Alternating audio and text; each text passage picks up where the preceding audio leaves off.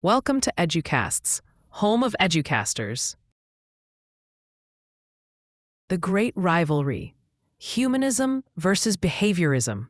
To really get humanism, you have to watch it fight. The biggest brawl in educational history is the one between the humanists and the behaviorists. It's a battle for the soul of the student.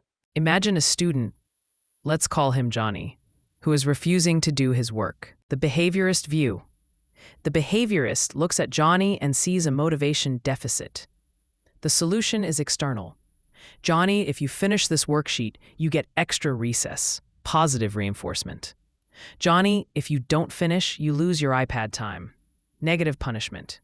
The goal is to change the behavior. The inner feelings of Johnny don't matter as much as the output. We need to shape him into a worker. The humanist view. The humanist looks at Johnny and sees a barrier. The solution is internal. The humanist sits down. Johnny, I notice you aren't working. What's up? Are you bored? Are you sad? Do you feel like this work is stupid? They assume Johnny wants to succeed because of the self-actualization drive. So if he isn't working, something is blocking him. Maybe he's hungry, Maslow level 1. Maybe he feels dumb, Maslow level 4. The goal is to remove the block so Johnny's natural drive can take over. This is the fundamental split. Behaviorism uses carrots and sticks. Humanism uses relationship and choice. Behaviorists say humanism is soft, slow, and unscientific. Humanists say behaviorism is manipulative, dehumanizing, and treats kids like circus animals. The problem: why isn't every school like this? If you ask most teachers, do you want students to be happy and self-actualized? They will say yes. So why aren't our schools humanistic paradises? Because humanism is really, really hard. Number 1, the efficiency problem. Humanism is messy. It takes time. It is wildly inefficient. If you have to teach 30 kids the state-mandated curriculum for the biology exam in 6 weeks, you do not have time for morning meetings and student-led inquiry and self-evaluation. You have to lecture. The modern school system is built on standardization. Standardized tests, standardized pacing guides, standardized expectations. Humanism is the opposite of standardized. It is deeply individual. It clashes violently with the structure of public schooling. Number 2, the touchy-feely critique. Critics argue that humanism is soft.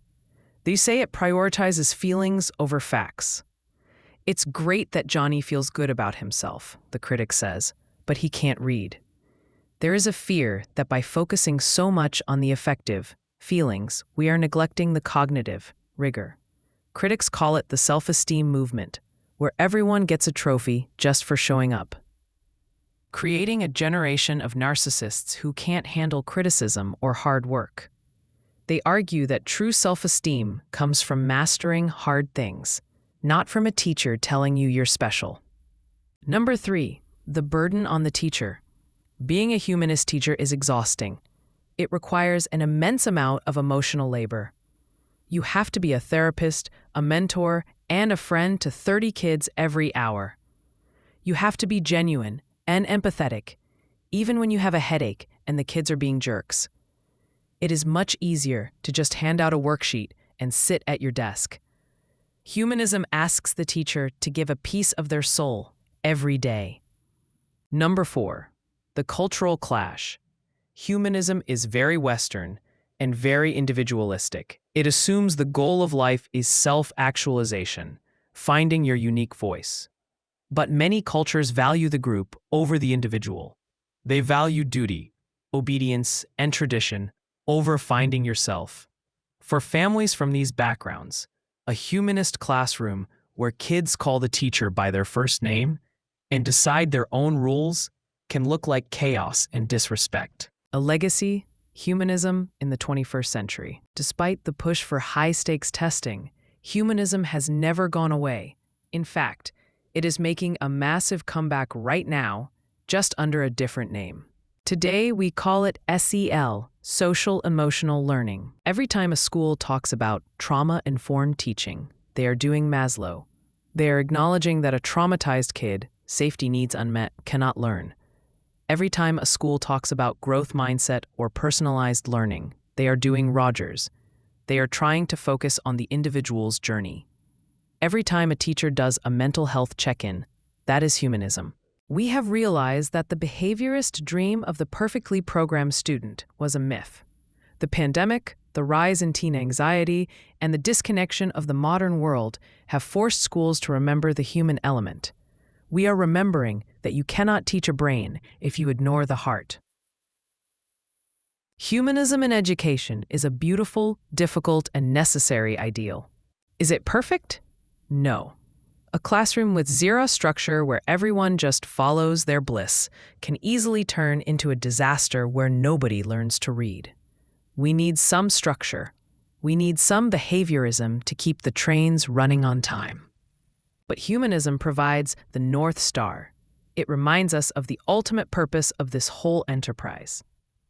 It reminds us that a child is not a data point.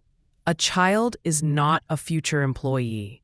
A child is a miracle, a messy, complicated, feeling creature who is trying to figure out who they are in a giant, confusing world. The humanist educator is the one who refuses to let the system crush that miracle.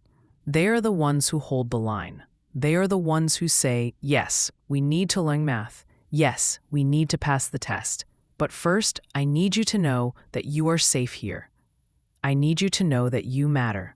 And I need you to know that you are capable of greatness. And honestly, 20 years from now, the student won't remember the math worksheet, but they will remember the teacher who made them feel like a human being.